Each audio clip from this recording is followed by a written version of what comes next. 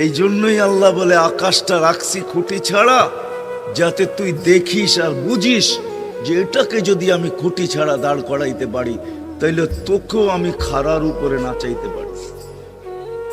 তোর বাবা দরকার ছিল বিশাল সূর্যটাকে যদি আমি মহাশূন্যের ভিতরে রাইখা যদি আমি এটাকে ঘন্টায় 6 লক্ষ কিলোমিটার বেগে যদি দৌড়াইতে পারি, যেটা তোদের দুনিয়ার থেকে 13 লক্ষ গুণ বড়, আমি আল্লাহ যদি এটা পারি, তাহলে তোর মতো 3.5 একটা মানুষ, 6 ফিট 6.5 ফিটের একটা মানুষকেও আমি বাধ্য করতে পারি। আল্লাহ বাধ্য করার হাজারো নিদর্শন আমাদের সামনে দিয়া দিছেন, কিন্তু আল্লাহ বলে তোকে আমি বাধ্য করব না, তোকে বুঝাবো।